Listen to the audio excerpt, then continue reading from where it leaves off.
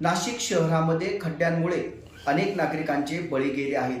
तब्बल 6 जणांचे बळी खड्ड्यांमुळे गेले आहेत आणि सातपूर येथील काळे कुटुंबातील व्यक्ती ही 15 दिवसापासून ॲडमिट होती आणि त्यांचा आज मृत्यू झाला आहे. त्या संदर्भात आपल्याशी बोलण्यासाठी काळे कुटुंबातील नगरसेविका सौ सविता काळे आहेत. वहिनी, काय झालं होतं नेमकं? ते सातपूर मार्केटमध्ये भाजी विक्रीचा व्यवसाय करतात.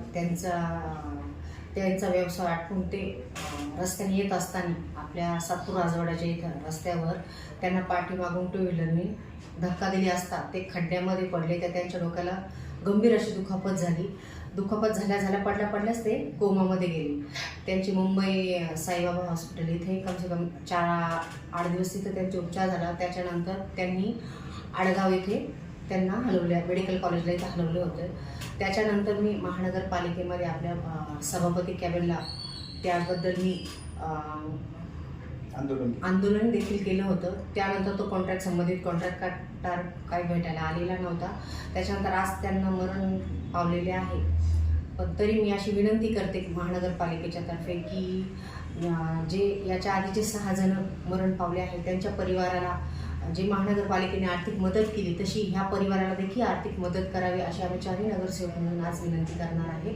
महापौर मॅडमला भेटणार आहे, आयुक्त मॅडमला भेटणार आहे आणि जेणेकरून यांची पण हालाकीची परिस्थिती आहे, जेणेकरून यांना पण जेवढी मदत भेटेल तेवढी आम्ही 4 नगरसेवक म्हणून करणार आहे. तुम्ही महापौर आयुक्तांना यांना भेटणार, मात्र येणारी महासभा आणि स्थायी समितीची बैठक असेल तेथे काही प्रश्न उपस्थित कराल का या संदर्भात? हो, नक्कीच. की जेणेकरून आज 7 बळी गेले, याच्यानंतर बळी जाणार नाही याची देखील आम्ही 4 नगरसेवक म्हणून दक्षता घेऊ. जेणेकरून आपला त्र्यंबक रस्ता आहे जेवढा खड्डे मुक्त होईल तेवढे आम्ही 4 नगरसेवक म्हणून प्रयत्न नक्की करणार आहोत. 4 नगरसेवक म्हणून काही आंदोलन वगैरे करण्याचं आता संबंधित जे पण ठेकेदार आहेत त्यांनी तर खड्डे बुजवण्याचा प्रयत्न चालूच आहे त्यांचा, पण मग त्यांनी जर खड्डे बुजवण्याचा असफल जर ते राहिले तर आम्ही नक्की 4 नगरसेवक म्हणून आंदोलन करणार आहोत. कारण की आज 7 बळी गेले, याच्यानंतर बळी जाणार नाही.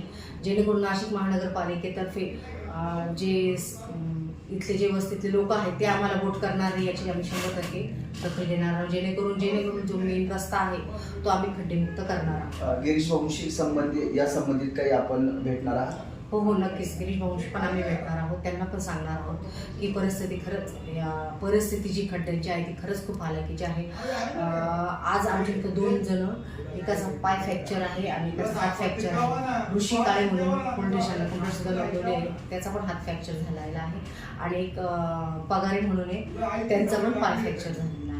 काय भावना होती त्या कुटुंबाची हे सगळं बघताना? तुम्ही स्वतः तिथं होत्या.